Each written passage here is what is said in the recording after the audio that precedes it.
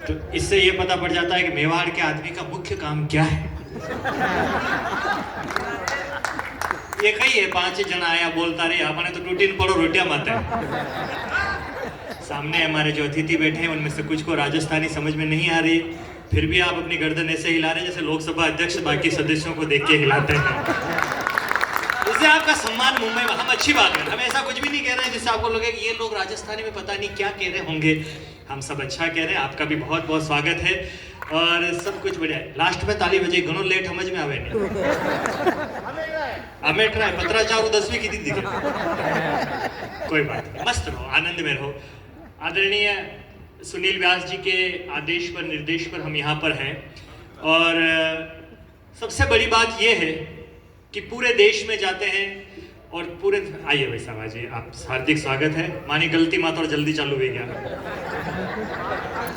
अच्छा अब आने हाँ अच्छा पट्टी ना हाँ अरे ऐसे कोई बात नहीं, जो थोड़ा तो करवा दो यार। ये मैंने हमारे क्या है काले कपड़े पहन के बैठे हैं, हालांकि इनका वार शनिवार है पर 7 दिन कहना मानना पड़ता है। आ जाइए आप सभी लोग अंदर पधार जाइए, यहीं पे कवि सम्मेलन रखा गया, बहुत खर्चा किया गया। आ जाओ वहां देख रहे जान के गुलाब बाग में मैंने देखता हुआ एक बार जितने लोग हैं जरा तालियां वाले बजा के थोड़ा मूड बना दीजिए। आप अपने कार्यक्रम को शुरू करते हैं। कवि सम्मेलन में क्या है कि ये 2 तरफा वातावरण है, पूरे आनंद के साथ इस रात को चलना है और इन लोगों को मालूम है मेवाड़ के लोग एक चालू होगा फिर ही जाएंगे। हम तो वो लोग एक ट्रेन शुरू हो जाती है उसके बाद हम प्लेटफॉर्म पे पहुंचते हैं, कहीं नहीं लास्ट में डब्बा में लड़की नहीं पूरा पहुंचा। तो आप वो लोग हैं, आप सब बहुत महान लोग हैं, अच्छे लोग हैं और ये कार्यक्रम विशेष प्रयोजन से रखा गया है।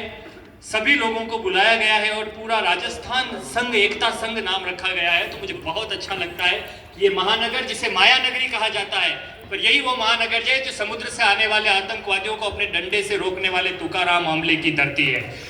आपकी तालियां अच्छी आनी चाहिए। आप लोग थोड़ा ज्यादा ऊपर पड़ा गया है, अगर हनी स्पीड हो गया तो चंद्रमा पे पहुंच जाओ। चंद्रयान की तरह लग रहे हो, मैं पीछे की तरफ कोशिश कर जो आगे इन बैठो खाली कुर्सियां पे, थोड़ा अच्छा लगेगा। आइए धीरे धीरे इस कार्यक्रम को हम आगे बढ़ाते रहेंगे, खूब आनंद आएगा, आप खूब ठहाके लगाएंगे। हम कोशिश करेंगे इस सदन के अंदर जितने लोग हैं उनके लिए आज की रात जो है वो एक यादगार रात हो जाए, एक यादगार शाम आप लोगों के लिए हो जाए।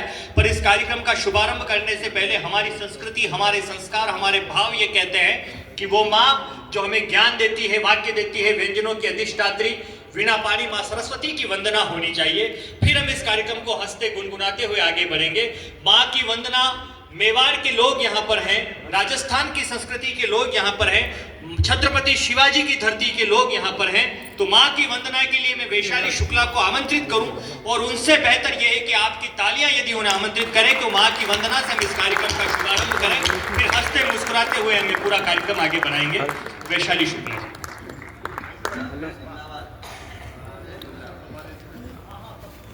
सर्वप्रथम ज्ञान की अधिष्ठात्री देवी माँ सरस्वती को प्रणाम करती हूँ। पावन पुनीत इस मंच को प्रणाम करती हूँ। मंचासीन सरस्वती पुत्रों को प्रणाम करती हूँ। आप सभी सुधी श्रोताओं को प्रणाम करती हूँ। और आइए आज के इस कार्यक्रम का प्रथम पारिजात माँ सरस्वती को अर्पित करते हैं। आप सभी चाहे तो तालियों के द्वारा माँ वंदना के साथ में तालियों के द्वारा आप माँ सरस्वती का अभ्यर्थन साथ में कर सकते हैं। सुनिएगा। मात शारदे तुम्हें नमन करूं, गीत आरती उतारती चलूं। गीत शब्द छंद सिद्ध तुमसे है, सिद्धता मैं तुमसे मांगती चलूं। मात शारदे तुम्हें नमन करूं, गीत आरती उतारती चलूं। गीत शब्द छंद सिद्ध तुमसे है, सिद्धता मैं तुमसे मांगती चलूं। मंच पे विराजो है सरस्वती, कंठ में विराजो है सरस्वती। गीत मुक्तकों में छंद में रहो, याचना करूं मैं है सरस्वती। तुझको याद करके कार्य सिद्ध हो, तुझको रात दिन पुकार आरती चलूं। गीत शब्द छंद सिद्ध तुमसे है, सिद्धता मैं तुमसे मांगती चलूं। ज्ञानदायिनी महामणि प्रभा, वीणावादिनी है स्वर की झंकृता, है जगत की मोहिनी अहिर्निशी, श्वेत वस्त्र धारिणी मां शारदा। स्वर के तारों पर तेरे चरण पड़े, तुझको मैं तुझी से मांगती चलूं। गीत शब्द छंद सिद्ध तुमसे है, सिद्धता मैं तुमसे मांगती चलूं। माते शारदे तुम्हें नमन करूं, गीत आरती उतारती चलूं। गीत शब्द छंद सिद्ध तुमसे है, तुमको रात दिन पुकारती चलूं। तुझसे मैं तुझी को मांगती चलूं।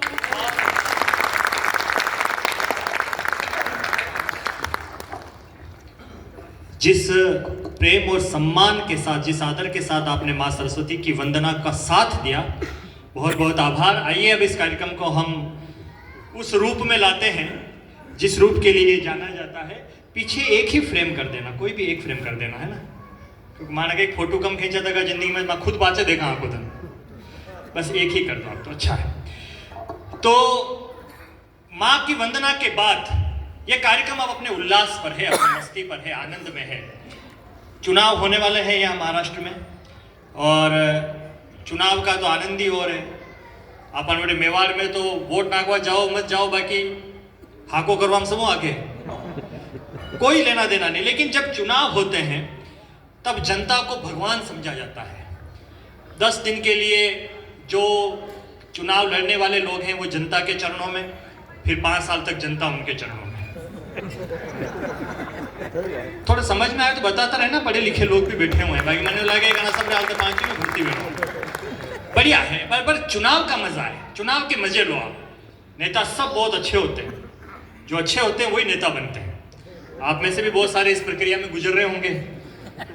पहले नारे लगाओ, कुछ कोशिश करो, धीरे धीरे आप भी वो हो जाओगे जो आप होना चाहते हो। आनंद में रहो, उल्लास में रहो। हमारे बीच में हमारे जो अतिथि हैं वो भी पधारने वाले हैं। डॉक्टर भगवती पगारिया ने बहुत मेहनत करके ये रात सजाई है।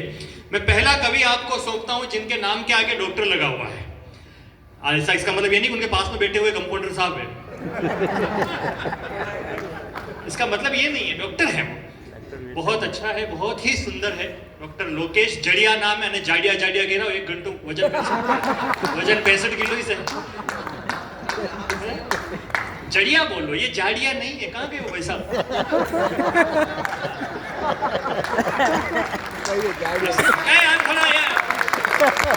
ऐसे हमको कोई फर्क नहीं पड़ता, हम तो 3 घंटे के लिए हैं आपके बीच। हम तो हर रात तालियां बजती है, खूब ठहाके लगते हैं, आनंद आता है। जब आप सुनेंगे तब देशभक्ति भी सुनाएंगे, मस्ती उल्लास सब होगा यहाँ पर। बस आपकी सक्रियता बनी रहनी चाहिए। जैसा सुनील भैया ने कहा, ये 2 तरफा वातावरण है। आप सुस्त हो जाते हो, कभी अपने आप को छोटा कर देता है, शॉर्ट कर देता है, कम कर देता है, वो कहता है फटाफट पढ़ो। लेकिन आप जब उल्लास के साथ आते हो तो उसको ऊर्जा मिलती है और कुछ भी नहीं।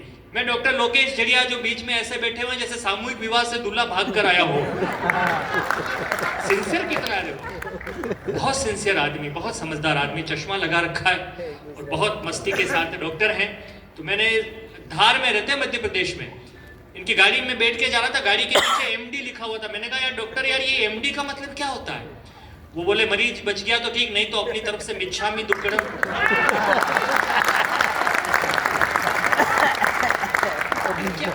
मजे में रहो, मजे में रहो। इस हिंदुस्तान में सब लोग सेट करते हैं, कोई कुछ नहीं कर पाए तो माई की सेट करता है। सब कुछ ना कुछ करते रहते। बहुत अच्छा है, आप कर दो, आप जैसा भी है। और भी बीच में आना 2-4 बार तक लोगों को लगे कि आप भी काम कर रहे हो। अपन घरे व्याह हुए तो जो आदमी कहीं नहीं करे वो समझो तो गणमन फरे बचपन काम करो वाले टेनिस के यार हम है ना। देखो ये अभी सुनील भैया को कहा था मुझे कि बात मत कहना, पर मैं फिर भी कह रहा हूँ आपको। पिछले 1 साल में मैं 7वीं या 8वीं बार मुंबई में हूँ। ये मुंबई शहर मायावी नगरी इतना प्यार करती है, इन बड़े भाइयों का आशीर्वाद है, आप लोगों का प्रेम है।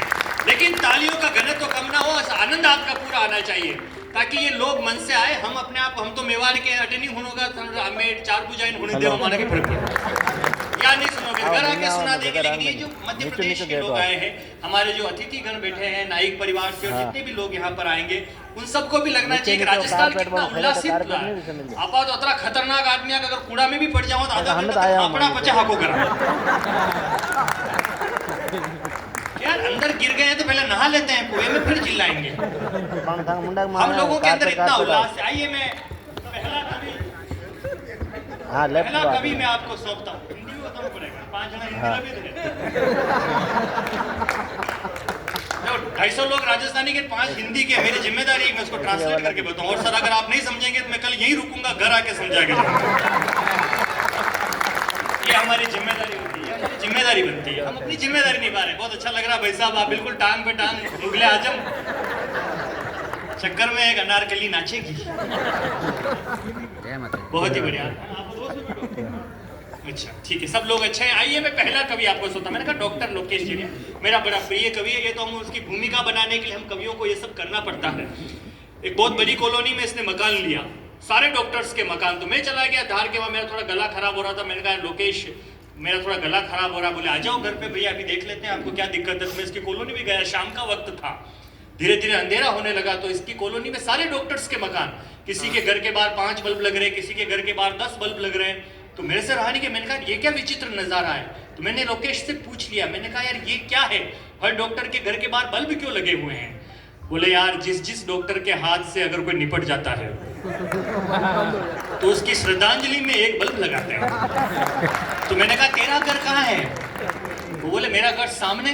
तो इसके घर पे बिल्कुल अंधेरा था, एक भी बल्ब नहीं था। मैंने कहा यार असली डॉक्टर तो तू है, तेरे घर के बाहर एक भी बल्ब नहीं जल रहा है, मैं बिल्कुल सही डॉक्टर के पास आया हूँ। इन्होंने कहा सिद्धार्थ भैया ऐसी बात नहीं है, मैंने आज ही प्रैक्टिस शुरू की, आप मेरे पहले क्लाइंट हो।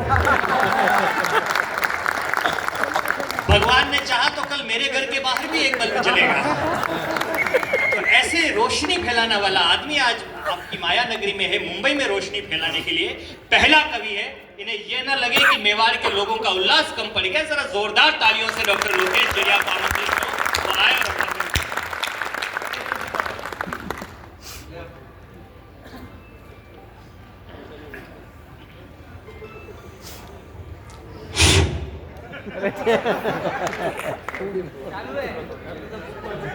हाँ झाड़िया जी,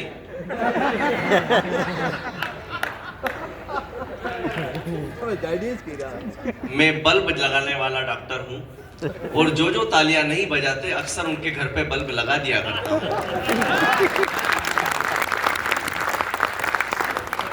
आइए भाभी, आइए, ठीक, आइए पधारिए। वो आइए कहा तो चले गए। ये आधे तो बल्ब के डर से आए हैं कि कब इनके घर में जल जाए। आ जाइए सर, पधारिए ना, आइए। ये नाइक जी 4-5 है क्या? 15-20 है अभी रास्ते में। अच्छा ठीक, बैठ जाइए। सर आगे भी वीआईपी हैं सब। बहुत सारी भूमिका बनाई, बहुत अच्छा लगा। आप बहुत अच्छा सा सुन रहे हैं साहब। डॉक्टरों के बारे में बता रहे लोकेश जड़िया डॉक्टर है सर। जितने लोग यहाँ पर बैठे ध्यान रखना, कोविड जैसी बड़ी विभीषिका आप सबके यहाँ फैली हुई थी, सिर्फ 2 लोगों ने मेहनत करी है, एक पुलिस और एक डॉक्टर। हालांकि ताली थोड़ी जल्दी बजा दी। डॉक्टरों ने भी मेहनत करी है, पुलिस ने भी मेहनत करी है, लेकिन साहब पुलिस से सिर्फ एक शिकायत रही। हमने डॉक्टरों ने जब भी इंजेक्शन लगाया तो हमने पूछा कल किधर लगाया था।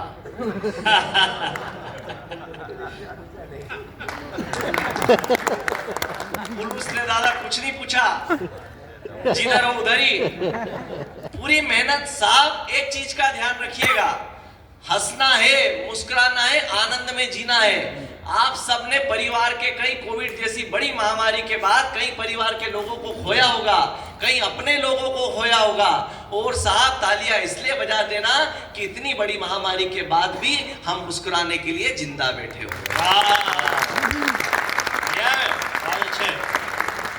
आप विश्वास नहीं करेंगे दादा, मेरे मोहल्ले में एक ही परिवार में 3 मृत्यु हो गई।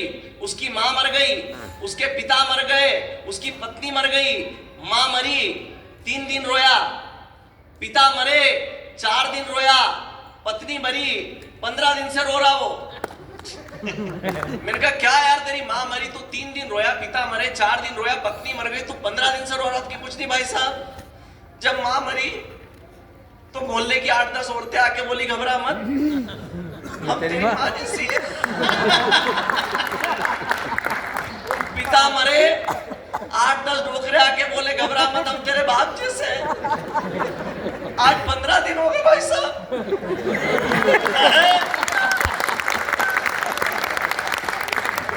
बस ये मुखरता दीजिएगा मुझे, उतनी मस्ती दीजिएगा जितनी मैं भीड़ में पड़ता हूँ। बड़े मत बन जाइए साहब, आप अच्छे लोग हैं, बड़े लोग हैं, लेकिन इतने बड़े नहीं है। अभी चेन्नई ले गए थे मेरे को आदरणीय भाई साहब, आदरणीय सिद्धार्थ भैया, एक बंदा, हम सब सुना रहे, एक बंदा ऐसा सामने बैठा ना तो हंस रहा।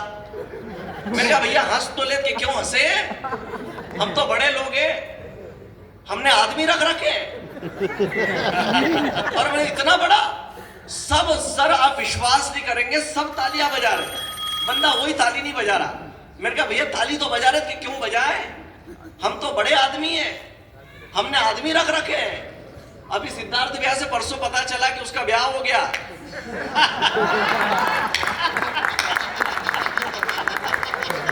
जरा बजा के बताओ, समझ में आई हो। यहाँ भी एक ही आदमी रख रखे हैं, तो हमको इतने बड़े नहीं बनना है, बस आनंद में जीना है साहब। इस आनंद में जो जो आदमी जिएगा, यहाँ तो सब अच्छे लोग बैठे, मेवाड़ी लोग बैठे सभी।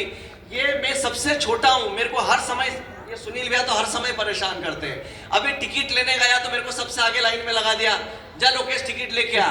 अब सब ट्रेन का टिकट लेना, आपके इधर तो मराठी बोलने वाले भी लोग हैं। मेरे पीछे एक सुंदर सी लड़की लगी, अब अपन ने बाप जन्म में मराठी बोली हो तो अपने को समझ पड़े। वो लड़की पीछे से मेरे को बोल रही लव कर।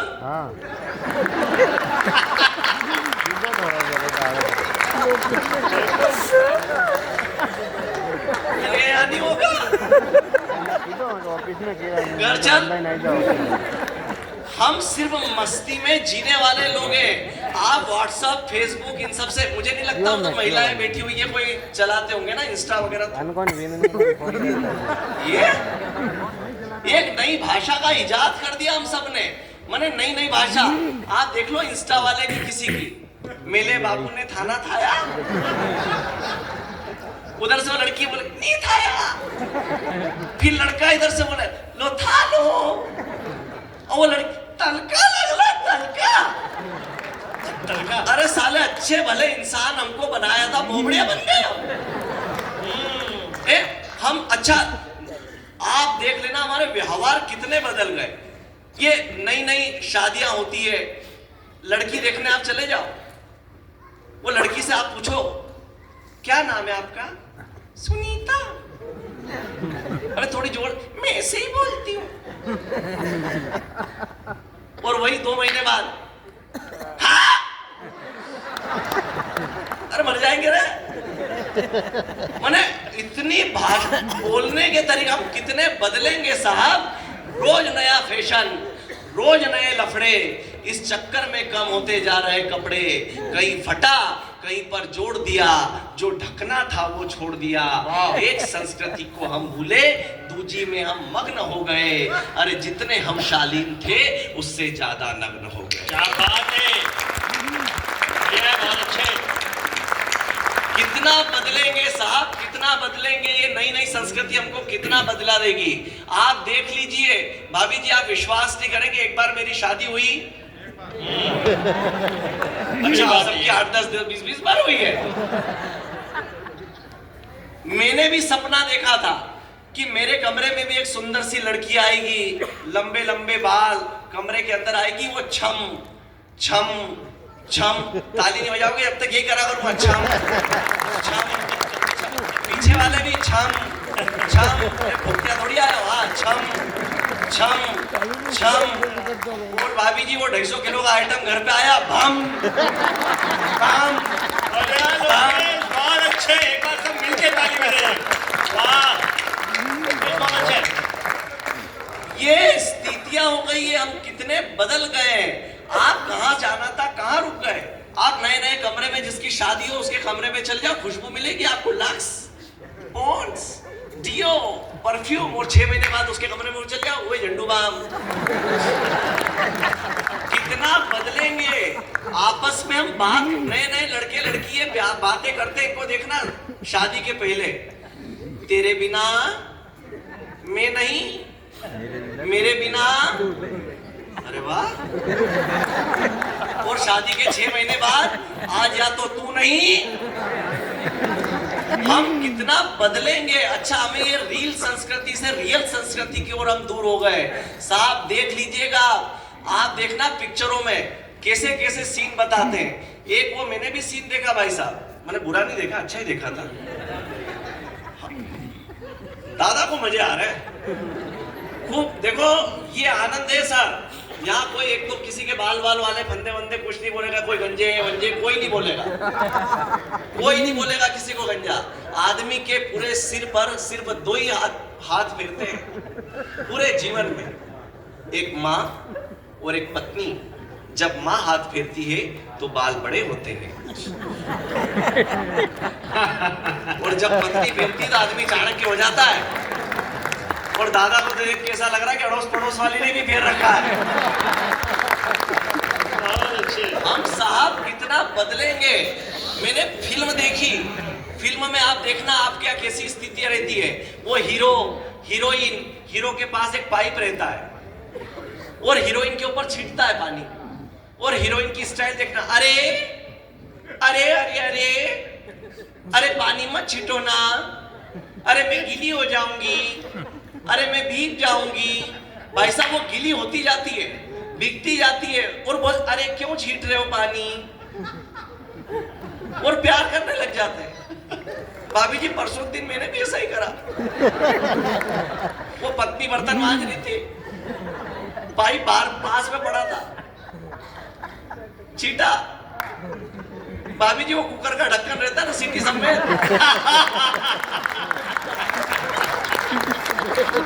अच्छा क्या सिटी नहीं निकल रही। इस मस्ती को जीना साहब, समय कम है, बड़ी टीम है, मुझे बहुत शार्ट में 2020 खेलना था, और यदि मैं मेरी मेहनत सफल हुआ हूं तो एक बार मुझे बताइए कि मैं बहुत अच्छा है, बहुत अच्छा साहब जीना प्रारंभ कर दीजिएगा। कितने लोग बैठे हैं, करोड़ों अरबों रुपए हमारे पास थे, लेकिन कोविड में पड़े के पड़े रह गए, किसी काम नहीं आए। कई उर्मिलेश जी बोलते हैं कि बेवजह दिल पर बोझ न भारी रखिए, बेवजह दिल पर बोझ ना भारी रखिए, जिंदगी जंग है, इस जंग को जारी रखिए, और कितने दिन जिंदा रहे ये ना सोचिए साहब, किस तरह जिए इस बात की शुमारी रखिए। जीना प्रारंभ कर दीजिएगा। मैं कविता आपके बीच में देता हूं, आप लोकेश जड़िया को हो सकता भूल जाए, लेकिन एक कविता मेरी साथ में ले जाना, मैं एक मोटिवेटर हूं। और साहब आज से जीना प्रारंभ कर दीजिएगा। क्यों टेंशन में रहना साहब, हमने 12-12, 15-15 साल के बच्चों को टेंशन में रहना सिखा दिया। ये हम आगे बढ़े, ये हमारी संस्कृति। हमने इनको 12 साल के 15 साल के बच्चों को हमने आत्महत्या करना सिखा दिया। ये हमारा कल्चर था क्या? मैंने मेरी मम्मी को बोला, मम्मी मैं डिप्रेशन में जा रहा हूं। मेरी मम्मी बोली उधर से आए तो आटा भी ले आना। हमारे साथ ये स्थिति थी, लेकिन हमने जीना भूल गए। आज से जीना प्रारंभ कीजिएगा। लोकेश जड़िया को याद रखिएगा, और न रखे तो मेरी कविता को याद रखिएगा कि टेंशन में सोना, टेंशन में जागना, टेंशन में काम पर भागना, टेंशन में सुबह दोपहर शाम, टेंशन में कर रहे हैं हर काम, टेंशन में खा रहे हैं, टेंशन में पी रहे हैं। जरा दिल पर हाथ रखकर तो बताइए, क्या सच में आप जी रहे हैं? जरा दिल पर हाथ रखकर बताइए, क्या सच में आप जी रहे हैं? जरा सोचिए, कब आप दिल खोलकर हंसे हैं? आज के पहले अभी विश्वास कीजिएगा, आप दिल खोलकर कब हंसे थे? जरा सोचिए, कब आप दिल खोलकर हंसे हैं? उन बचपन के दोस्तों से कब मिले जो आज भी आपके दिल में बसे हैं? कब किसी रिश्तेदार को बिना किसी काम के फोन लगाया था? विचार कीजिएगा, हम सिर्फ काम से लगाते हैं। बहुत अच्छा है। कब कब कब किसी रिश्तेदार को बिना किसी काम के फोन लगाया था, दरवाजे के पीछे छुपकर कब बच्चों को भौं करके डराया था, कब गाया था आपने आपका मनपसंद वो गाना, लगा दीजिएगा मुझे मुहर यहाँ पर, कब कब कब गाया था आपने आपका मनपसंद वो गाना, और कब कब पूरे परिवार ने एक साथ बैठकर खाया था। हाय हाय, बहुत अच्छा लोकेश। कब पूरे परिवार ने एक साथ बैठकर खाया था खाना। आप भी चाहते ना जी भर कर सो ले। कितनी बार महिलाएं अलार्म लगाती है, 5 मिनट लेट हो जाती है और टेंशन में आ जाती है।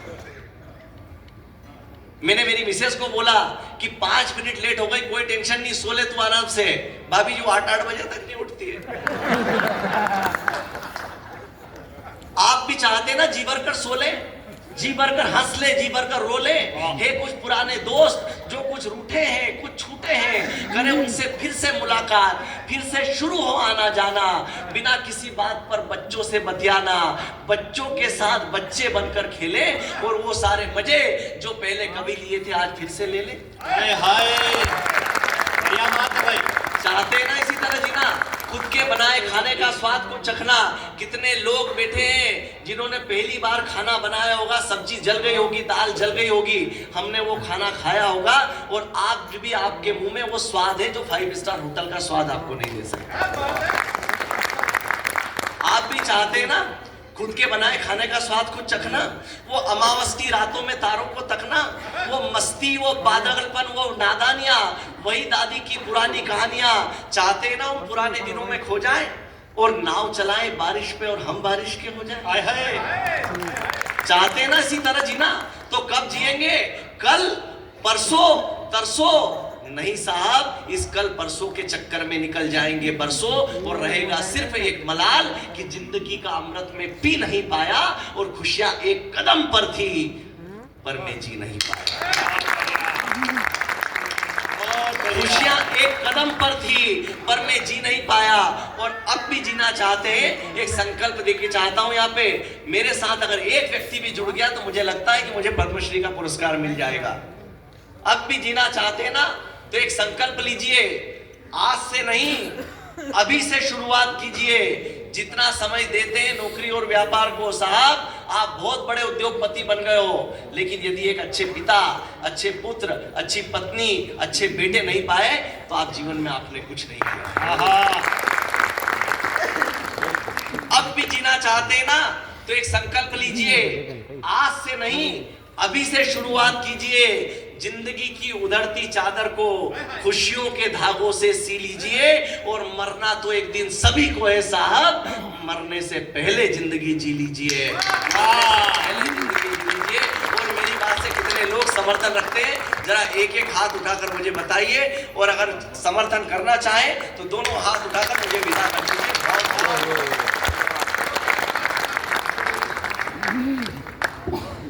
बहुत बहुत बधाई। एक कवि की जिम्मेदारी होती है कि कवि सारी बातें करे लेकिन कविताएं भी मंच से हो। हमारा पहला कवि आपको कैसा लगा है, जरा एक बार इसको और शुभकामनाएं दे दो, क्योंकि आज तो शुभकामनाएं ही है, पेमेंट तो हमको किसी को पता भी नहीं है, तो देते रहो आप। हाँ, आप भी घड़ी ओपनिंग का कहती दिखे। बहुत अच्छा है, चलिए बहुत बढ़िया बढ़िया, बहुत बढ़िया। बस ऐसे सुनो मस्ती के साथ। आपने पहले कवि को बहुत आनंद के साथ सुना, उल्लास के साथ सुना, और खूब बातें की। अच्छा, आखिर में कविता पढ़ाई। हाँ भाई साहब, सुनील जी मार साहब तो सुना। अच्छा, आप रहे साहब चलना। अरे हमारे गाड़ी से चल रहे हैं। हाँ बिल्कुल। हाँ, बाबूलाल जी, सारे बाबूलाल जी जल्दी में ही होते हैं। ठीक है, बाबूलाल जी कहते हैं इनको बुलाओ, नाम ही बाबू है। बचपन से बहुत अच्छा सुनते हो आप। सुनील व्यास जी को भी सुनाएंगे, सबको सुनाएंगे। माँ कहीं की तो माँ के कहा थोड़ी मारी करनी। सुनील व्यास जी हमको ही सुनो, जैसे भी हैं अच्छे वो, कपड़े भी महंगे वाले पहने हुए हैं, हालांकि किराए के हैं। सब कुछ अच्छा। देखो कवि सम्मेलन है, इसको बहुत ज्यादा जल्दी में भी नहीं चलना है, अच्छा चलना है। बहुत आनंद आ रहा है, अच्छा मिला, मस्ती के साथ है। आखिर में कविता डिप्रेशन की सुनी। महाराष्ट्र के लोग बैठे, इनको कहीं डिप्रेशन हो सकता है कभी? राजस्थान के मेवाड़ के लोग कभी जिंदगी में डिप्रेशन नहीं भी सके। आप तो डिप्रेशन देवारो काम करा है। वहां गांव में जाके कहते हैं 500 करोड़ रो बिजनेस है हमारा, पूरा गांव डिप्रेशन में ही जा यार मुंबई में करे कहीं है 500 करोड़ रो बिजनेस, डिप्रेशन देने का काम है हमारा, पर कहीं डिप्रेशन में नहीं आते। अच्छा गांव के बाद आप कैसे डिप्रेशन में आ सकते हैं? मैं अगला कभी आपको सौंपता हूँ। हमारे वहाँ आप जैसे राजसमंद में रहते हैं, मेरा मूल गांव वल्लभ नगर में है, बिंडर के पास से, वहां से बस चलती है उदयपुर के लिए। तो उस बस के अंदर सर एक बुजुर्ग आदमी 70-80 साल का आदमी वो बस के अंदर घुसने की कोशिश की, अंदर जगह नहीं थी, बस के ऊपर चढ़ गया। ऊपर कॉलेज के लड़के भी बैठे हुए थे, बासा ही डिप्रेशन। अपन कोई डिप्रेशन में नहीं, कोई डिप्रेशन में आता ही नहीं, कैसे आएगा? बास साहब छत में बैठे हुए, उनके आसपास कॉलेज के लड़के बैठे हुए, एक लड़के के हाथ में लाइटर था, लाइटर से वो ऐसे ऐसे खेल रहा था, चिंगारी उड़ी बासा की धोती पर श्रीलंका सहित भारत बन गया। छोरा घबरा गया, छोरों ने देखा अभी बासा ऊपर से नीचे फेंक देंगे, बाबूलाल जी जैसे लग रहे हैं, नीचे फेंक देंगे कहीं। डिप्रेशन में नहीं आता बुजुर्ग आदमी हिंदुस्तान का, कहीं आ ही नहीं सकता। वो अचानक उनकी जब धोती पर छेद पड़ गया तो बच्चे डर गए, बोले यार बस के ऊपर बास साहब कुछ कहेंगे।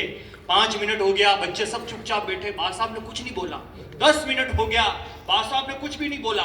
जब 15 मिनट तक उस बुजुर्ग आदमी ने कुछ भी नहीं बोला तो उन लड़कों ने पूछ लिया, बोले बास साहब कशा गांवरा हो? तो बास साहब क्यों?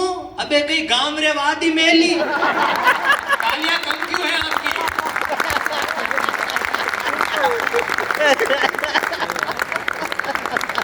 क्या है? बड़ा आनंद मेरा। आइए मैं जिस कवि को आपको सुनाना चाहता हूँ, बड़ा सुदर्शन कवि है, बहुत सुंदर कवि है। वो कवि प्रदीप की धरती से है। वो कवि प्रदीप जिन्होंने हिंदी गीतों को एक नया मुकाम दिया, एक नया मानक दिया, जो मंच पर रहे तो भी स्वर से गीत गाते थे। उनके उस बरनगर से कवि राजेंद्र पुष्प जी का एक पुत्र जो उनके गीतों की विरासत को लेकर चलता है, उसका नाम है पुष्पेंद्र पुष्प। भूमिका बहुत लंबी बना सकता हूं लेकिन बहुत कम समय है, आपकी तालियां ही कवियों की भूमिका बना दे। मैं एक बड़े श्रेष्ठ गीतकार, मेरे बहुत प्रिय गीतकार पुष्पेंद्र पुष्प को आमंत्रित करता हूं, वो आए और अपने गीतों का पाठ करें।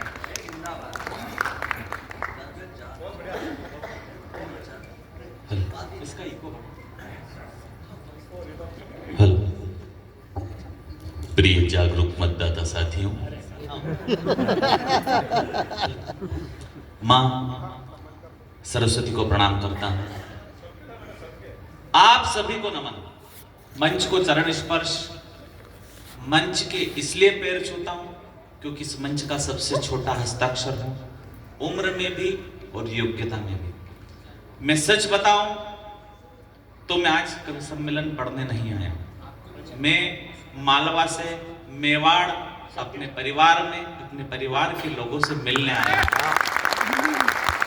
मैं कसम से बोल रहा हूं, जितना प्रेम जिनको भगवती भाई से डॉक्टर भगवती प्रसाद बनाया, ऐसे लोगों का प्रेम, सुबह से आपकी जो मेहमान नवाजी, मैं कृतज्ञ हूं। मैं आप लोगों से अभिभूत नहीं हूं, मैं वशीभूत हो गया हूं आपका। आप सभी को प्रणाम करता हूं, अपनी काव्य यात्रा की शुरुआत करता हूं। और उम्र में सबसे छोटे होने के कारण पूरा लाड़ प्यार दुलार आपको मुझे मिलने का मेरा अधिकार है, इसलिए एक बार दोनों हाथ उठाकर तालियां बजा करके बाबा बहुत अच्छा है। क्योंकि इतनी देर तक मैं मंच का श्रोता बना रहा। आदरणीय लोकेश जी भाई साहब, सिद्धार्थ भाई साहब जो देश के बड़े मंच संचालक हैं, ये संचालन कर रहे थे, भाई साहब कविता पढ़ रहे थे, हाथ से कर रहे थे। मैं इतनी देर में समझ गया हूं कि जब जब कविता की बात हुई है तब तक आपके दोनों हाथ उठे हैं, इसलिए मैं समझ गया हूं कि मेरे सुनने का स्तर यदि आपके आपके सुनने का स्तर यदि मेरे सुनाने के स्तर से कहीं मैच हो जाए तो मुझे भरपूर आशीर्वाद दीजिएगा। 4 पंक्तियों से अपनी काव्य यात्रा की शुरुआत करें। बहुत अच्छे। चांदनी रात में उनको भुलाए बैठे हैं। मैं मूलतः श्रृंगार का कवि, क्या बात है। मैं वो मुक्तक भी आपके बीच में पढ़ सकता हूं, पर मैंने जैसा कि बता दिया, मेरे परिवार के बीच में आदरणीय सुनील भाई साहब, जिनके चरणों में बैठकर हम तो आजकल गीत पढ़ रहे हैं, ठाकुर जी की सेवा ये करते हैं, फल हम सारा ले जाते हैं। मैं उन्हीं गीतों से आपके बीच में जोड़ना चाहता हूं। प्यार में तेरे पैरों की पायल हुआ, इस कदर यार तेरा मैं कायल हुआ, वो भरेगा सुनो नैनों के वार से दिल जो घायल हुआ, नैनों के वार से दिल जो घायल हुआ। मैं बता रहा था आपको कि प्रेम मनोहार का कवि हूं मैं। दो चार पंक्तियों के मुक्तक से, क्योंकि समय की एक अपनी मर्यादा है, मैं सिर्फ एक गीत और 2 मुक्तक आपके बीच में पढ़ना चाहता हूं। मेरे पिता तुल्य लोग, मेरे छोटे भाई बड़े भाई लोग यहाँ पर बैठे हैं। मैं सिर्फ 2 मुक्तक और एक गीत आपके बीच में पढ़ना चाहता हूं।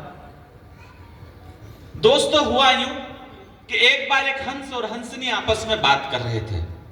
हंसनी ने हंस से कहा कि तू मुझे छोड़कर कहीं चला तो नहीं जाएगा। हंस ने कहा कि मुड़ के चला जाऊं तो तुम मुझे पकड़ लेना। हंसनी ने कहा कि मैं तुम्हें पकड़ तो सकती हूं पर तुम्हें पा नहीं सकती।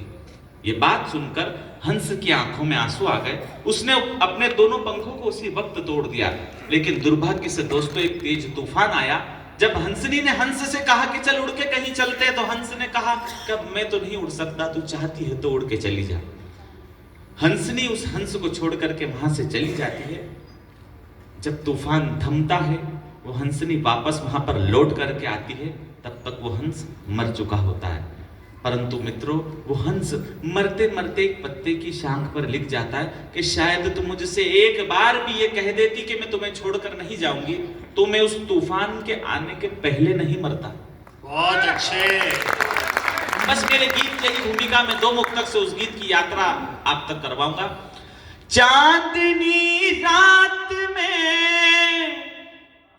उनको भुलाए बैठे हैं, हम वफा करके बड़ी चोट खाए बैठे हैं। बहुत अच्छे।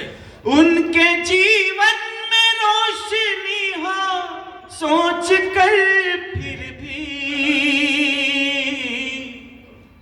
उनके जीवन में रोशनी हो सोच कर फिर भी, अपने हाथों से अपना घर जलाए बैठे हैं, अपने हाथों से अपना घर जलाए बैठे हैं। उनके सम्मान में झुकता नहीं है सर अपना, उनके सम्मान में झुकता नहीं है सर अपना,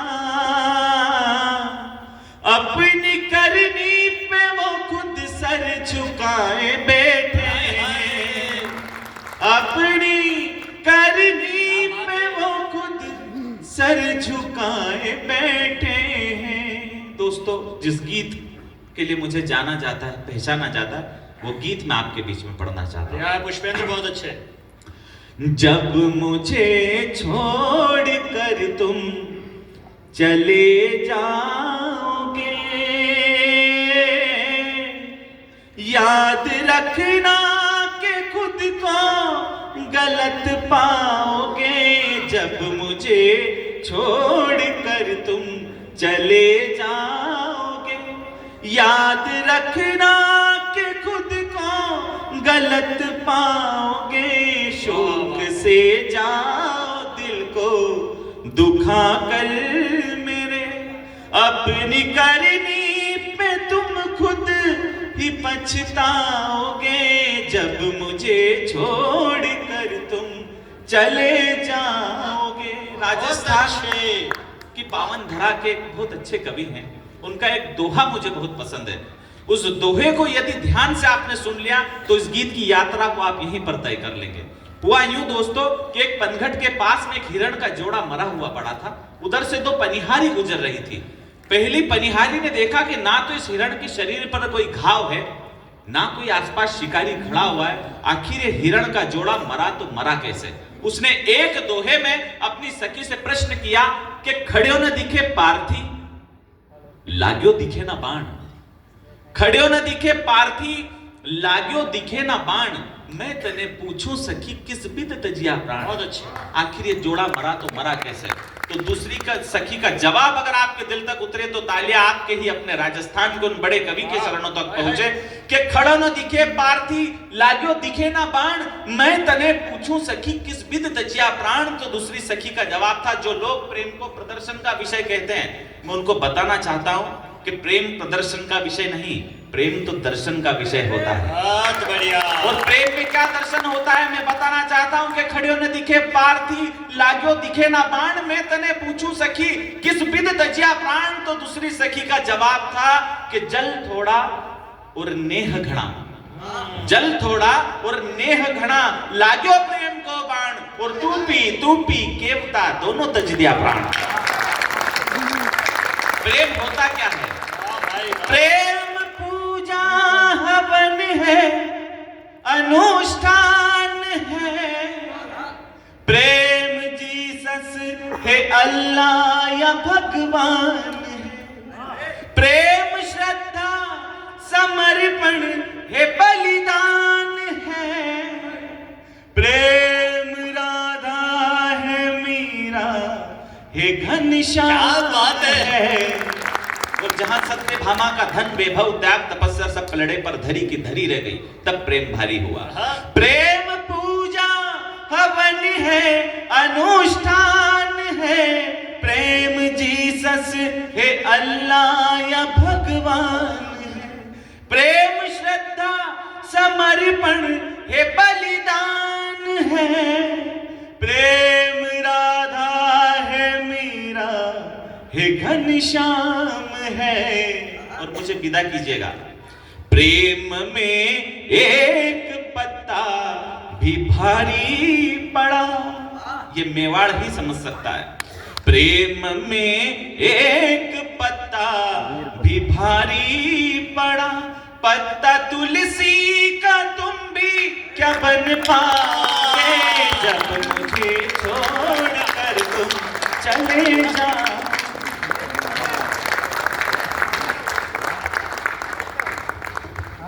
कवि ने कितना पढ़ा ये मायने नहीं रखता है, कवि ने कैसा पढ़ा ये मायने रखता है। अगर आपको लगता है कि गीत के कुछ बंद आपकी आत्मा तक उतर गए हो तो बहुत बहुत बधाई दीजिए पुष्पेंद्र को, बहुत अच्छा पढ़ा। बहुत ज्यादा प्रेम कर लिया इसलिए ऐसी हालत हो गई है।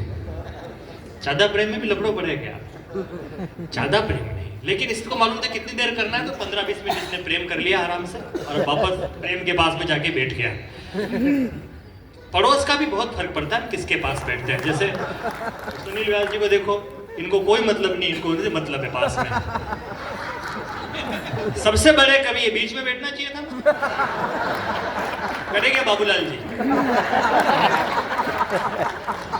भगवती पगारिया जी ने कहा भी था इनको, कहा बीच में बैठना, पर खिसकता खिसकता आदमी उधर चला गया। मेवाड़ का आदमी है जो आपदा में अवसर ढूंढता है, ये आपदा में अवसर का मामला है।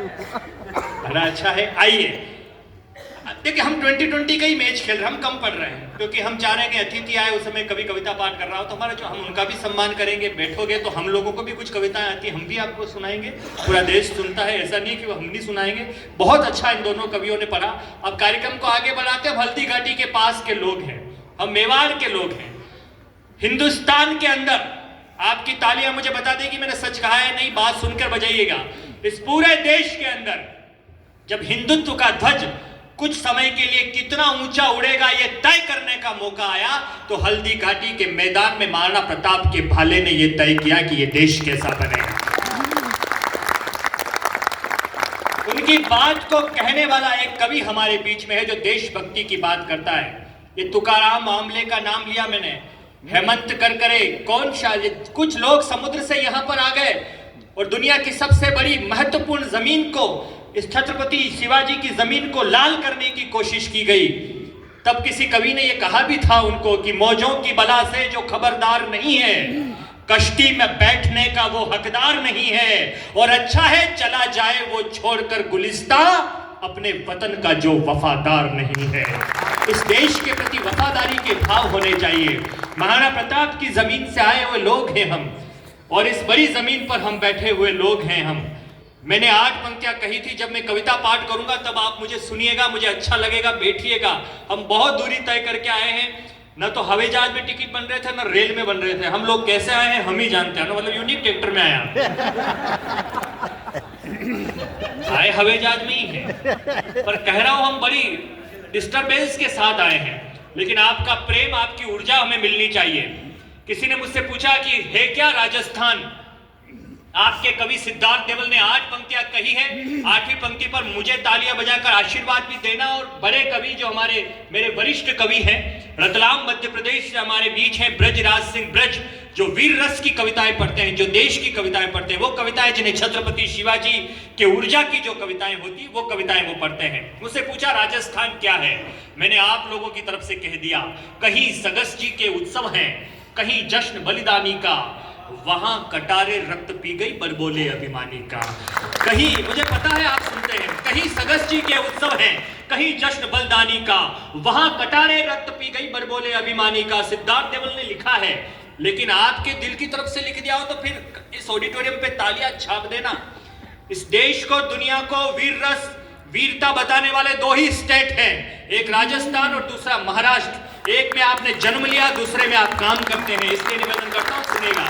कहीं सगस जी के उत्सव हैं, कहीं जश्न बलिदानी का, यहां कटारे रक्त पी गई बरबोले अभिमानी का, यहां सवार घोड़े संग करते गाथा जयमल पत्ता की, जहां राजा दीवान हुए जय एक लिंग की सत्ता की, पद्मन पुरखों का मान बचाने जब जौहर कर जाती है, वो माटी जो रणबंकों को शोणित स्नान कराती है। अरे हिंदुआ, सूरज के छालों के बल जब आजादी बच जाती है, राणा प्रताप के प्रण की धरती राजस्थान कहलाती है। हम उस राणा प्रताप की धरती से हैं।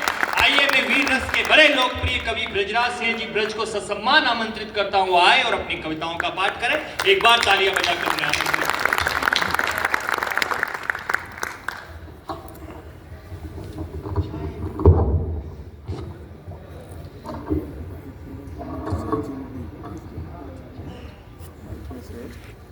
बहुत अच्छे ढंग से आप लोग, जब हम लोग आए थे तो ऐसा लगा था कि थोड़े से लोग हैं, कैसा होगा, लेकिन जिस ऊर्जा से आप सुन रहे हैं इसकी कल्पना मैंने तो नहीं की थी।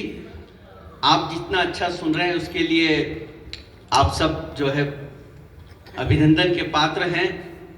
बहुत अच्छे गीत भाई पुष्पेंद्र पुष्प ने प्रेम के पढ़े। अभी सिद्धार्थ जो संचालन कर रहे हैं वो वीर रस के कवि हैं, लेकिन आपका मनोरंजन करने के लिए थोड़ा सा हास्य भी करते हैं। उनका स्वभाव ओज का है, तेज का है। उन्होंने अपना अभी थोड़ा सा आपको उन्होंने वानगी प्रस्तुत की। मैं थोड़ी सी देर देश प्रेम की बात आपके बीच करने की कोशिश करूंगा। बढ़िया भैया।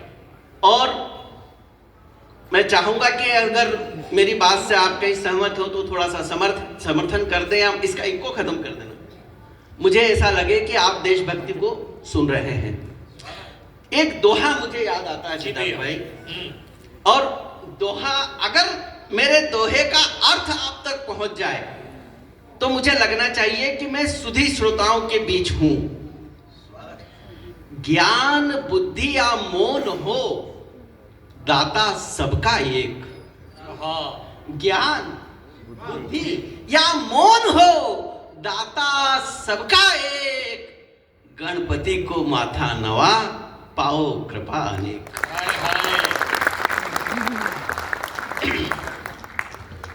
चार पंक्तियां, हम देश की बात करें, देश प्रेम की बात करें, तो देश प्रेम की बात करने के पहले हमें यह देखना होगा कि यह देश जैसा आज है ऐसा नहीं है। आज से 77 साल पहले हम गुलाम थे। गुलाम से आजाद कैसे हुए, अगर वो चार पंक्तियों में वो दृश्य आप देख लेंगे तो मेरा आगे का काव्य पाठ आप बहुत अच्छे से उससे जुड़ पाएंगे। अंग्रेजों भारत छोड़ो एक महात्मा ये बोला था।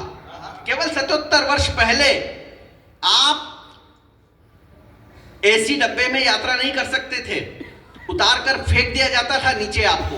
तब कहना चाहता हूं कि अंग्रेजों भारत छोड़ो एक महात्मा ये बोला था, स्वराज हम लेकर रहेंगे, तिलक ने मोर्चा खोला था।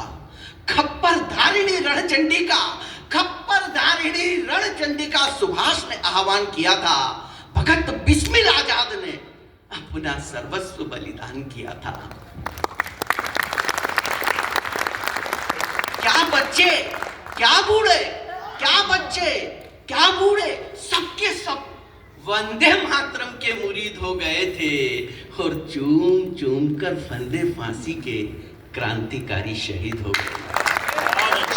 अरे 57 से 47 तक, आप जितने लोग जानते हैं 1857 में मंगल पांडे की फांसी से स्वतंत्रता अभियान शुरू हुआ और 1947 में देश आजाद हुआ। 57 से 47 तक वीरों ने निज लहू से क्रांति ज्योत जलाई है, तब जाकर हमने ये आजादी पाई। हाय हाय बढ़िया भाई, वाह वाह वाह वाह। इन 77 वर्ष में जो आजादी हमें मिली, उस आजादी को हमने कहां पहुंचाया, 4 पंक्तियां और आपके सामने रखता हूं कि अब कौन गाए। 77 वर्ष पहले फांसी पर चढ़ जाते थे भगत सिंह जैसे युवा, और आज क्या हो रहा है, अब कौन गाए मेरा रंग दे बसंती चोला। हाय हाय आज तो मुन्नी शीला चमेली के गीत गुनगुनाए जाते हैं। बहुत अच्छे। अब कौन सुनाए दास्तान जंगे आजादी की। आज तो धोनी सैफ सलमान के किस्से सुनाए जाते हैं। अब कौन झुकाए शीश शहीदों के सम्मान में। आज तो सिर्फ अपने राजनीतिक आकाओं के गुण गाए जाते हैं। और अब कौन खाए सौगंध वतन पर मर मिटने की। आज तो कफन खरीदने में भी कमीशन खाए जाते हैं।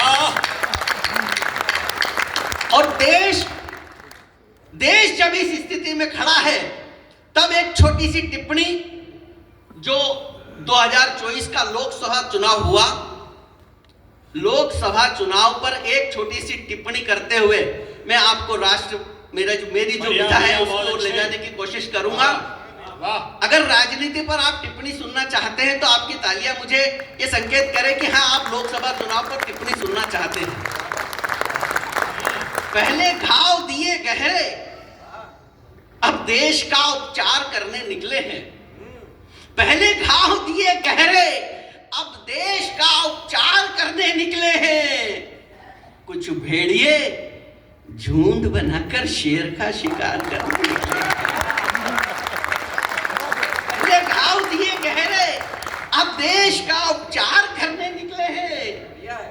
झुंड बनाकर कुछ भेड़िए शेर का शिकार करने निकले हैं। अरे थोड़ी सी बूंदाबांदी क्या हुई। अगर बात पहुंच जाए तो मुझे लगना चाहिए कि आप लोग कविता को समझ रहे हैं। थोड़ी सी बूंदाबांदी क्या हुई। ये शोर मचा रहे बारिश मूसलाधार हुई है। 30-40 का अंतर रह गया। 30-40 का अंतर, थोड़ी सी बूंदाबांदी क्या हुई। ये शोर मचा रहे बारिश मूसलाधार हुई है। थोड़ी सी बूंदाबांदी क्या हुई। ये शोर मचा रहे बारिश मूसलाधार हुई है। अरे अगला तीसरी बार पीएम बन गया। ये चिल्ला रहे बंदे की हार हुई है। इन्हें मालूम नहीं नदियों की मनमानी से महासागर सूखता नहीं। इन्हें मालूम नहीं नदियों की मनमानी से महासागर सूखता नहीं। और शिशुपालों की धमकियों से कभी नटवर नागर झुकता नहीं। ये चाहे जितने दांव आजमा ले, पर इनका एक भी दांव सही नहीं बैठेगा। और वो 29 हो या हो 34, दिल्ली के सिंहासन पर तो शेर ही बैठेगा। मित्रों, 4 पंक्तियां अगर आप कहें तो मैं राष्ट्र की वंदना करने वाले एक वीर योद्धा अभिनंदन वर्तमान के सम्मान में पढ़ना चाहता हूं। मेरी जो मूल विधा है, भाई सिद्धार्थ ने जो मेरे लिए भूमिका बनाई, मैं थोड़ा सा आपसे जुड़ने की कोशिश कर रहा था। कि शौर्य शिवा सा, पौरुष प्रताप सा दिखाई देता था। अभिनंदन को जब पाकिस्तान में उन्होंने घेर लिया था, टीवी पर आपने देखा होगा, जब वो चलता था तो ऐसा लगता था कि शेर चल रहा है और उसके आसपास बकरियां या मेमने चल रहे हैं, पाकिस्तान के सैनिक। तब कहना चाहता हूं कि शौर्य शिवा सा, पौरुष प्रताप सा दिखाई देता था। उसकी एक धाड़ में 100 सिंहों का गर्जन सुनाई देता था। शौर्य शिवा सा, पौरुष प्रताप सा दिखाई देता था। उसकी एक दहाड़ में 100 सिंहों का गर्जन सुनाई देता था। कलेजे कांपते कातिलों के, दुश्मनों के दिल दहलते थे। वो जिधर मुड़ जाता उधर नए दिन मान निकलता। भाई बहुत न अच्छे। डरा न सहमा, न डरा न सहमा, न आंख झुकाई न सर झुकाया। न डरा न सहमा, न आंख चुराई न सर झुकाया।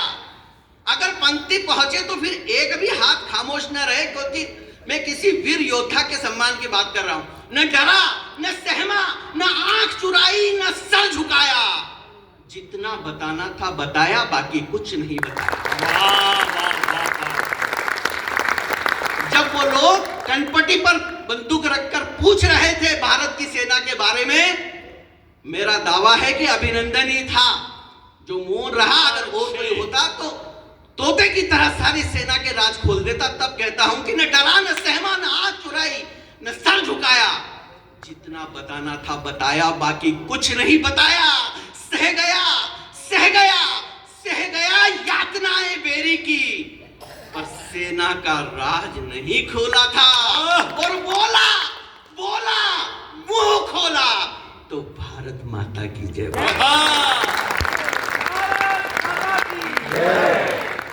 कोई उसे अभिनंदन, कोई उसे अभिनंदन, कोई विंग कमांडर, कोई वीर जवान कहता है। कोई उसे अभिनंदन, कोई विंग कमांडर। आप अभिनंदन के लिए कुछ नहीं कर सकते हैं, लेकिन जो मैं कह रहा हूं अगर वो अच्छे से कर दिया तो जितने युवा यहां बैठे हैं उनके अंदर ये भाव जरूर जगेगा कि देश के लिए कुछ करना चाहिए। कोई उसे अभिनंदन, कोई विंग कमांडर, कोई वीर जवान कहता है, पर ये कलम का सिपाही, ये कलम का सिपाही तो उसे शेर हिंदुस्तान कहे। बढ़िया तो अभिनंदन के लिए, तो अभिनंदन के लिए, अभिनंदन के अभिनंदन में आप भी मेरे स्वर में अपना स्वर मिला दीजिए।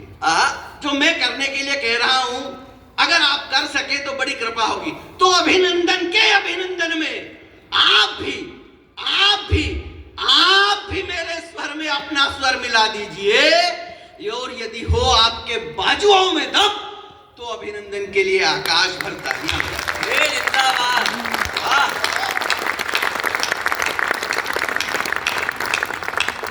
एक 3 मिनट या 2 मिनट अगर दें, स्वागत है। तो मैं महाराणा प्रताप पर कुछ पंक्तियां पढ़ना चाहता हूं। स्वागत है, जिंदाबाद। और इसलिए पूरा सदन एक बार जोरदार तालियां बजाकर बताएं।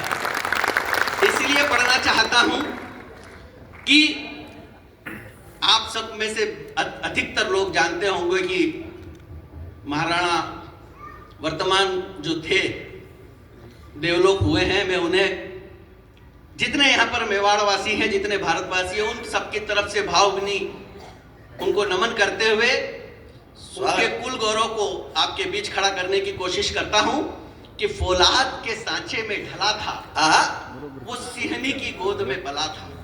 जिंदाबाद। फौलाद के सांचे महाराणा होना क्या होता है? महाराणा प्रताप बोल दे, लेकिन महाराणा होता क्या है कि फौलाद के सांचे में ढला था, वो सिंहनी की गोद में पला था। उसके पांवों में बंधे भयंकर भूचाल रहते, उससे सहमे चूकते सदा काल रहते। उसके नेत्रों की अग्नि से सप्त सागर भी सूख जाया करते, और जब गुंजित उसका प्रलय घोष होता, स्वयं अंबर भी झुक जाया करते। बहुत अच्छे। वो तेज पराक्रम का पर्याय। मैंने तो ये केप लगा रखी है, आप नंगे सिर हैं। मैं दावे से कहता हूं अगर महाराणा ने तलवार नहीं उठाई होती तो सब जालीदार टोपियों में नजर आते हैं। तब कि ओज तेज पराक्रम का पर्याय, हिंदुआ सूर्य निर्विवाद था वो। प्रताप, हाँ प्रताप, बलि अति बली महाबली महाराणा प्रताप। एक दृश्य रखता हूं, भाई सिद्धार्थ देवल बैठे हैं, मैं एक दृश्य रखता हूं और ये आप लोगों को बता दूं कि मुझसे ये कविता सुनील व्यास ने लिखवाई है वर्षों पहले। जितने लोग आप जानते हैं हल्दी घाटी में ये कवि सम्मेलन करते थे और मुझसे कहा कि वहां आपको पढ़ना है, तब मैंने ये लिखा था कि एक तरफ अकबर की सेना, दूसरी ओर मर मिटने को राजपूती परिपाटी थी। एक तरफ अकबर की सेना, दूसरी ओर मर मिटने को तैयार राजस्थानी परिपाटी थी। क्यों? क्योंकि इस बार महासंग्राम का मैदान बनी मेवाड़ की पवित्र पावन हल्दी घाटी थी। जैसे ही रणभेरी बजी, शाही सेना पर टूट पड़ा था वो चेतक का अस्वार। आप में से बहुत सारे लोगों के जो पूर्वज हैं उस युद्ध के भागी रहे होंगे, सहभागी रहे होंगे, साक्षी रहे होंगे। तब उस युद्ध भूमि में खड़े रहकर दृश्य को देखने की कोशिश करना। जैसे ही रणभेरी बजी, शाही सेना पर टूट पड़ा था वो चेतक का अस्वार। वो एक वार करता था, वो एक प्रहार करता था तो बैरी गिरते थे 4-4। पूरी की पूरी मुगल सेना उसने अपने भारी भरकम भाले की नोक पर नचा दी थी और हल्दी घाटी, हाँ हल्दी घाटी को शत्रु के रक्त की लाल चुनर उड़ा दुल्हन की तरह सजा दी थी। अधर्मी शत्रु के लिए अधम भाषा और शब्द पहुंचे।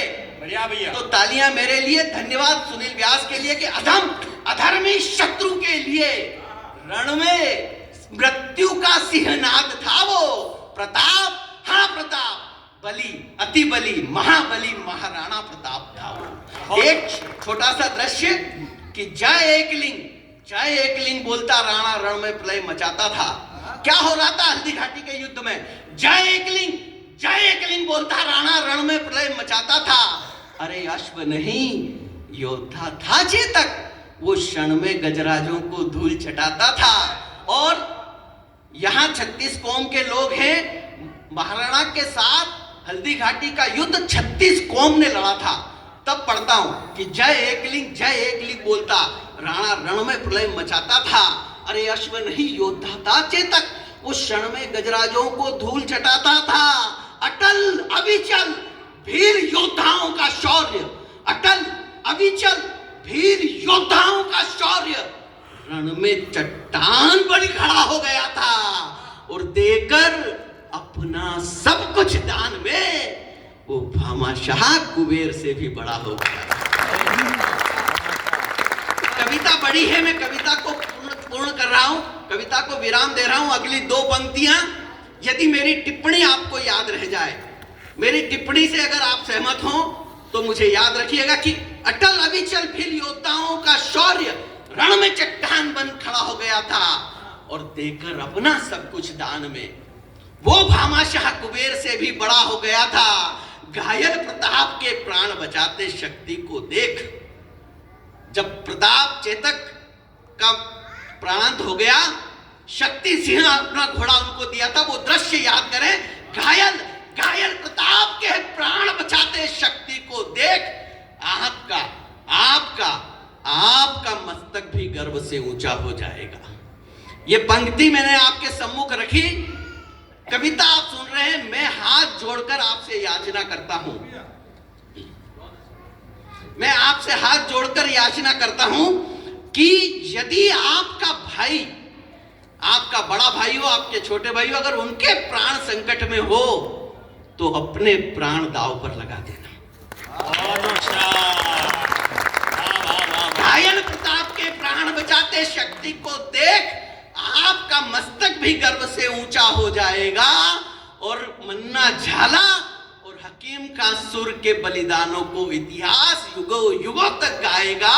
अरे परतंत्रता की काली अंधेरी रात में स्वतंत्रता का नव प्रभात था वो, बली अति बली महाबली महाराणा प्रताप।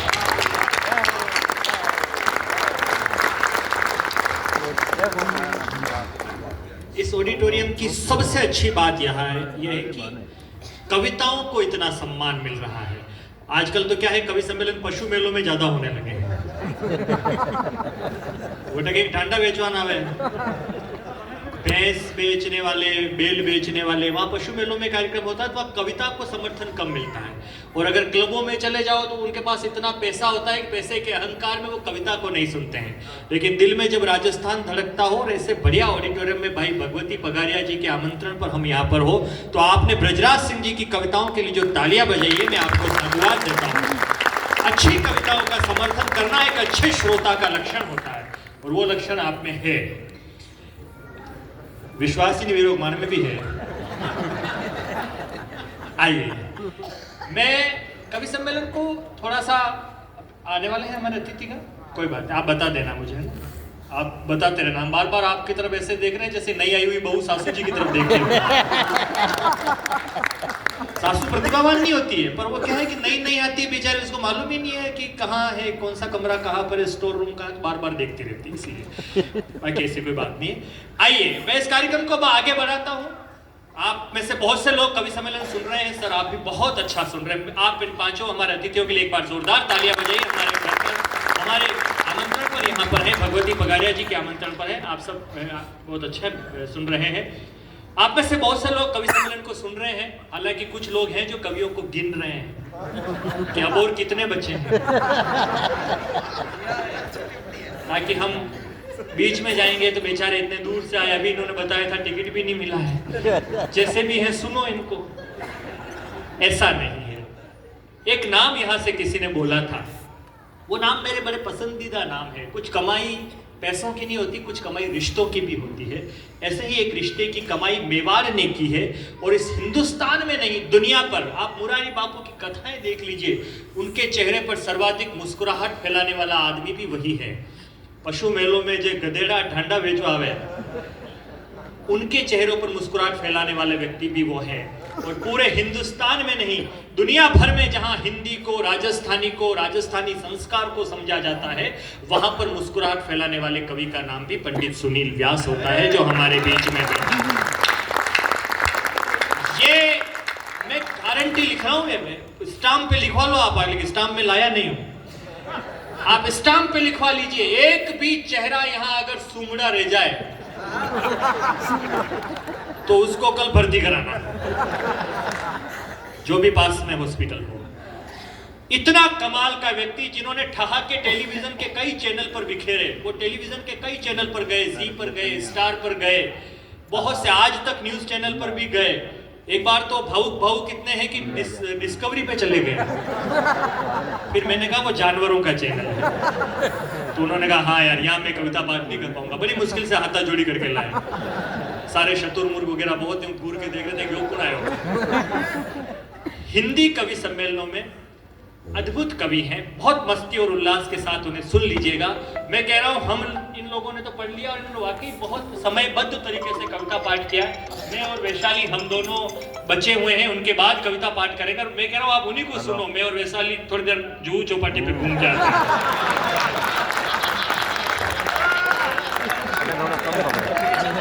ये 3 घेरे हमने भी पढ़ लिया, माँ भी हाथ चला। ये क्या मामला है? आगे चाय, आजा, हिंदुस्तान में चाय वाला कभी भी आ सकता है,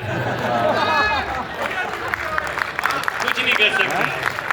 अच्छा है, मैं उन्हें बुलाना चाहता हूँ जिनका नाम है पंडित सुनील व्यास। एक बार उनके लिए मोहब्बत की तालियां बजा दीजिए। लेकिन मैं एक बात कहना चाहता हूँ, यहाँ पर उनके मित्र हैं। कवि का सम्मान होना चाहिए, कवि की इज्जत होनी चाहिए। कवि के कुछ अपने लोग हों, वो उनका सम्मान सार्वजनिक रूप से करें, उनका मन होता है। प्रकाश जी हैं यहाँ पर बैठे हैं, प्रकाश भैया आप आ जाइए और सुनील व्यास जी का सम्मान कर दीजिए। खाली आधे मिनट का टाइम है, आप उठ के मत जाओ, बहिरा होगन लगेगा। आप जाओ। आप सुनील व्यास जी के बड़े बचपन के दोस्त हैं, थैली में भगवान जाने कहीं लेना है। आज जोरदार तालियां बजाइए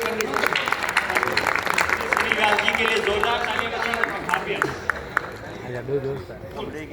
अच्छा, सुनील जी आपके भाई है, मारा में सर वगन की भाई है, मैं कर माने तो नहीं मिलना चाहे। जोरदार तालियां बजाइए। सुनील व्यास जी का सम्मान उनके मित्र कर रहे हैं, अच्छा लगता है, बहुत अच्छा लगता है। काश कि हमारे भी ऐसे मित्र होते बॉम्बे में। आई जावा आप जाजो मती यूं एहसान है।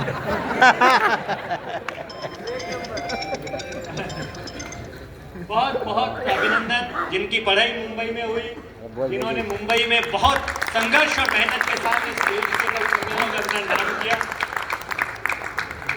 कोई बात नहीं, बहुत बहुत स्वागत, बहुत बहुत अभिनंदन। भैया द्वारकाधीश का जयकारा लगवा दो। जय बोलो श्री द्वारिकाधीश की जय। श्री राधे पूजड़ी के लौटकी मेरे प्यारे गिरिराज की जय।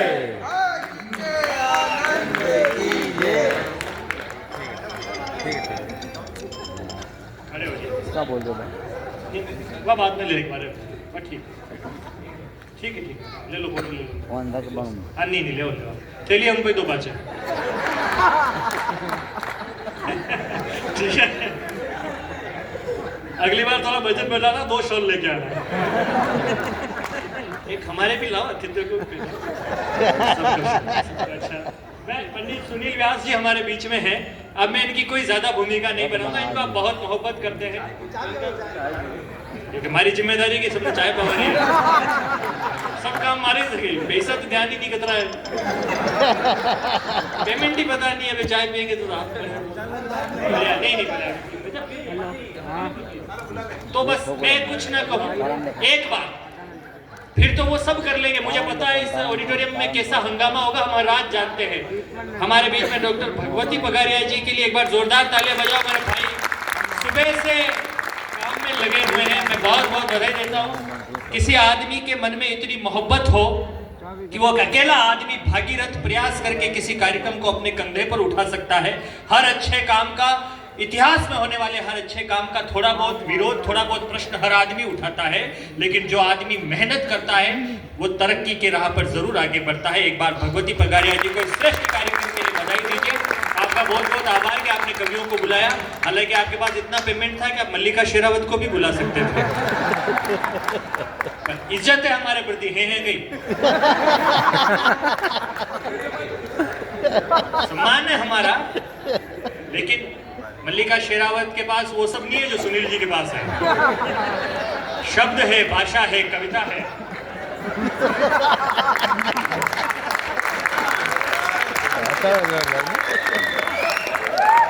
भाई साहब आपने सीटी बजाई है, मैं कह रहा हूँ कुकर में दाल पक गई, उतारना पड़ेगा। हमारे बीच में हमारे अतिथि माननीय संदीप नाइक जी नाइक बना रहे हैं। एक बार जोरदार तालियों से आपका अभिनंदन करिए। हार्दिक हार्दिक स्वागत है। आदरणीय संजीव नायक जी का बहुत बहुत अभिनंदन है। विराजिए सर, आप सब लोग भी वापस बैठिए। जोरदार तालियों से हमारे अतिथि का अभिनंदन करिए। अपना व्यस्ततम समय निकालकर आप इस कार्यक्रम में पधारे हैं। लोकेश जी,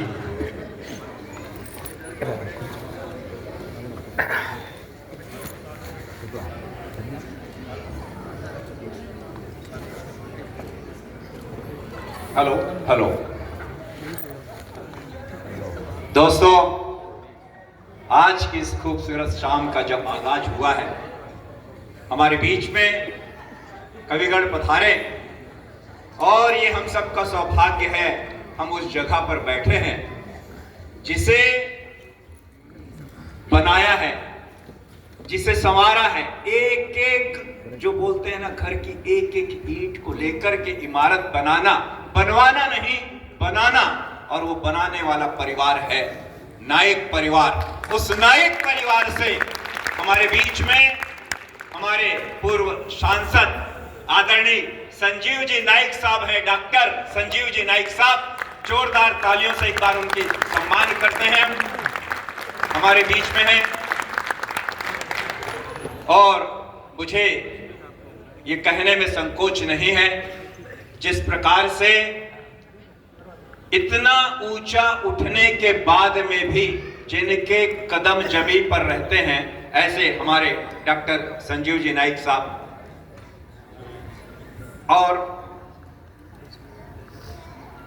श्रीमान हेमंत जी नाइक, मैं सुनील जी नाइक साहब, महेश जी नाइक साहब और श्री भरत दादाजी नाइक साहब, आप पधारे मंच पे और दीप प्रज्वलन करके मां सरस्वती को हम यहां पर धारें अपने में। श्रीमान संजीव जी नाइक साहब, जिनकी जीवन शैली अपने आप में अद्भुत है।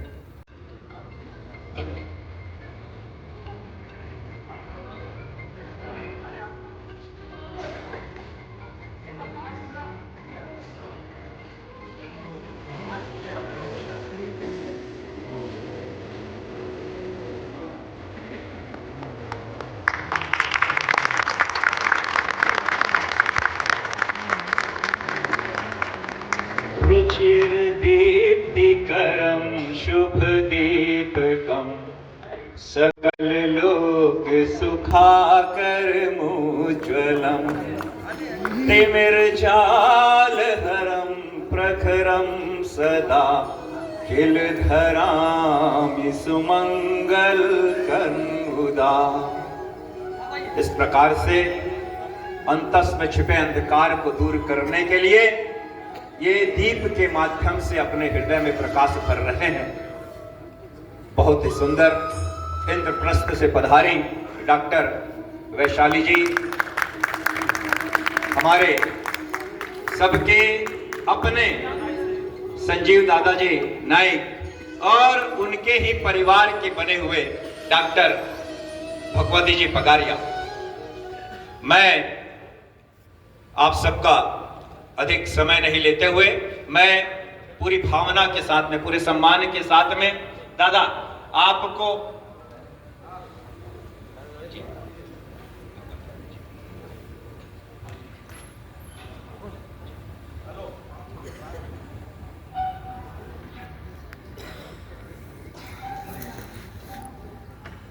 एकता मंच काव्य रसधारा बहुत ही खुशी और आनंद देने वाला ये कार्यक्रम है।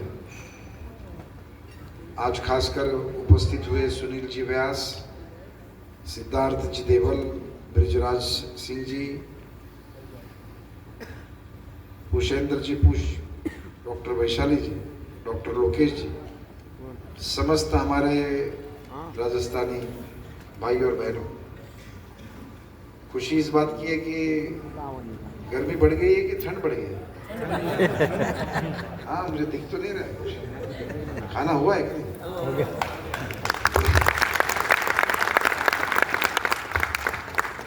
देखिए, राजस्थान की मिट्टी के अंदर दिन में गर्मी होती है और रात को और बहुत बारिश ठंडी होती है।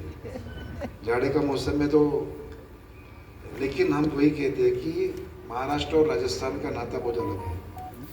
छत्रपति शिवाजी महाराज और महाराणा प्रताप एक ऐसी जोड़ है जो देश के नहीं प्रदेश के भी लोगों को उन्होंने अपनी तलवार के ऊपर अपनी याद वही है हमारे वीर पुरुष। और मुझे खुशी है कि आज काव्य रसधारा, पता नहीं कौन सी काव्य रचे गए हैं, लेकिन अभी भी बाकी है शायद। आधा हुआ है कि कितना हुआ है? आधा हुआ है। अच्छा, तो मुझे लगता है हमारे परिवार से पूरा नाइक परिवार यहाँ पधारा हुआ है। मैं, सुनील जी है, महेश जी है, हेमंत जी है, भरत जी है, तो हम सब परिवार। तो मैंने जैसे आया तो मैं देखा कि सब नाइक ही बैठे हुए हैं। लेकिन आप चिंता मत कीजिए, आप भी नाइक हैं। यहाँ नाम लिखकर बैठे हुए हैं, वहां नाम नहीं लिखकर बैठे हुए हैं। इस शहर का नाम क्या है? नवी मुंबई, और हमारा नाम भी नाइक है। तो नाइकों की नवी मुंबई और नवी मुंबई की आप सब लोग नाइक हैं, बराबर है क्या? मुझे खुशी इस बात की है कि राजस्थान के हर जिले का इस शहर को बनाने में योगदान है। ऐसा कौन सा जिला है जो हमारे इस नवी मुंबई में नहीं है? और इसलिए हम बहुत ही खुशी महसूस करते हैं कि आप सबका योगदान इस शहर के उन्नति में रहा है, इस शहर की जो भी डेवलपमेंट हो रही है उसमें है। हम चाहेंगे कि ये करने के लिए आप लोगों की ताकत की ज़रूरत है। ताकत मिलेगी कि नहीं? मुझे ज़्यादा समय न लेते हुए मैं ज़रूर चाहूँगा आप लोगों से कि जी अभी ज़्यादा समय बाकी नहीं रहा। जैसे अभी भी जैसे प्रोग्राम ख़त्म होने के लिए कम समय में बचा है, वैसे बाकी की चीज़ों के लिए भी कम समय बचा है। 20 तारीख को बहुत बड़ा दिन है, आप सबको अपना योगदान देना है। जिस व्यक्ति ने इस शहर को बनाकर आप सबको एक साथ समेटा है, इस राज्य का नाम है महाराष्ट्र, यानी कि सभी राज्यों को लेकर ये चलने वाला महाराष्ट्र। और ये महाराष्ट्र की धरती पर आप जैसे लोगों का योगदान हमारे लिए बहुत ही गर्वान्वित महसूस करते रहता है। और आप तो तकदीर वाले हैं, आपको तो 2 गाँव है, हमको तो एक ही गाँव है। आपको लगा तो कहाँ है? मैं तो गाँव में, देश में। और वहाँ कुछ ज़्यादा हुआ तो बोलते नहीं मैं तो वाशी में आ गया। होता है कि नहीं होता है? कोविड में तो वही किया आप लोगों ने, 4 महीना इधर और 4 महीना गाँव में। पास निकालो, गाड़ी निकाल के चलो। तो ये बात अपनापन की बात बताते हैं। और मुझे खुशी है कि इस शहर में सभी कौम, भाषा, धर्मवाद के लोग एक अपनेपन की भावना से रहते हैं। आपको अच्छा लगता है इस शहर में? हाँ सर। नहीं, गाँव जाना है वापस। नहीं। अच्छा लगता है कि नहीं? देखिए आप लोगों की वजह से, जैसे एक बुके होता है ना, बुके जो फूलों का, उसमें एक ही कलर के अगर फूल रहेंगे तो कैसे दिखेगा, और अलग अलग कलर के फूल होंगे तो कैसे दिखेगा? अच्छा लगेगा। हमारा नवी मुंबई इसी तरह से सभी धर्म, जात, भाषा के लोगों को लेकर एक बड़ा बुके बना है। तो हम चाहते हैं, अभी आपको तो मालूम है ना एयरपोर्ट बन गया अपना, सुना है कि नहीं? देखा कि वंदे भारत ही यहाँ से छोड़ते हैं। कितने लोग वंदे भारत से जाते हैं बताइए, हाथ पर। वंदे भारत लगता है कोई जाता नहीं है, सब प्लेन से जाते हैं। लगता है सभी के गाँव आजू बाजू में एयरपोर्ट है, नहीं है? बनाना पड़ेगा। अभी अपना तो एयरपोर्ट बन गया है, तो जल्द ही ये ऐसी अच्छी सुविधाओं को हमें पाना है। इसके लिए नाइक परिवार को जो आशीर्वाद आप दे रहे हैं, आने वाले समय में वही मिले, ऐसी अपेक्षा रखता हूँ। हमारे मान्यवर बैठे हुए हैं, उनका रस और धारा शुरू हो जाएगी, उससे पहले मैं मेरा काम निपट लेता हूँ। बहुत बहुत धन्यवाद। जय राम।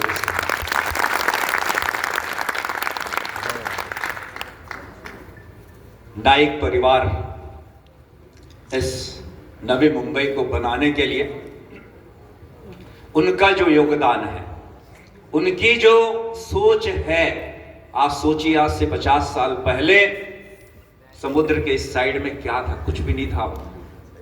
लेकिन आज अब देखिए बहुत ही प्लान तरीके से, और उसे बनाने वाले ऐसे परिवार के डॉक्टर संजीव जी नाइक, उनका सम्मान करेंगे। उनके भाई के रूप में साये की तरह उनके साथ में रहने वाले श्री भगवती जी पगारिया साहब, जोरदार तालियों से एक बार हम उनका सम्मान करते हैं।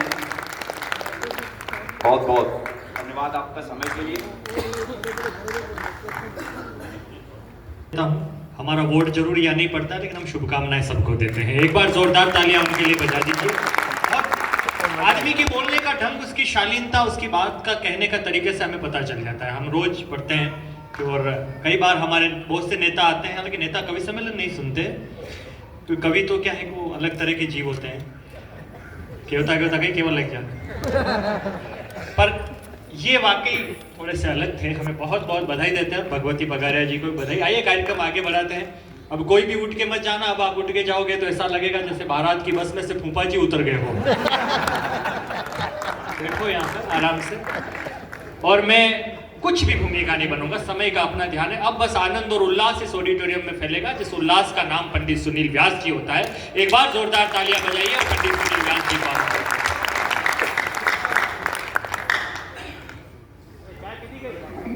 राम राम बासा। बासा अजमैन देख जो मत कदी। बहुत बहुत आभार। और मैं उम्र में भले ही इनसे बड़ा हूं, पर कविता भी है, सारे लोग उससे पढ़े हैं। तो मैं आदरणीय संजीव जी को पुनः हम सरस्वती पुत्रों की ओर से, आप लक्ष्मी पुत्रों की ओर से, सबकी ओर से उन्हें ढेरों बधाई देता हूँ, शुभकामनाएं देता हूँ। मेरे कुछ जघन्य मित्र यहाँ बैठे हुए हैं जिनके रहते कभी भी मुझे दुश्मनों की कमी महसूस नहीं हुई। और मेरे अपने बाबूलाल जी यहाँ बैठे हुए हैं। दानिन में जब मैं नया बम्बई से यहाँ गया था, मैं पुरानी मुंबई से पहली बार नवी मुंबई में आया हूँ। आप आश्चर्य करोगे। कैसी कॉलेज में मेरी ग्रेजुएशन हुई और यहाँ से सीधा जब मेरी पोस्टिंग हुई दानिन, तो मैंने फिल्म देखी थी। फिल्मों में लगा था कि जब गांव में जाते हैं तो ठाकुर आता है, डाकू आते हैं, और जो गांव की महिला है पनघट पे जाती है इतने इतने से घगरिया पहन के, और घोड़े पे डाकू आते हैं। जो वहां जाके दानिन देखा, ऐसा कुछ नहीं हुआ। एक जीबड़ी आई, नहीं कि आजकल डाकू जीप में आगे दिखे, बच्चे खबर पड़े मैं बाबूलाल जी आया। मेरे पढ़ाए हुए बच्चे भी हैं। मैं प्रकाश एक बात कहना चाहता हूँ, खूब कमा लिया होगा, अब वापिस गांव आ जाए यार, है ना। सौंप दे विरासत अपने बच्चों को, आजा वापिस गांव। राजू बोलिया कि चबूतरी में बैठ के वही आनंद लेंगे। ये मेरे दिल की आवाज है, आजा।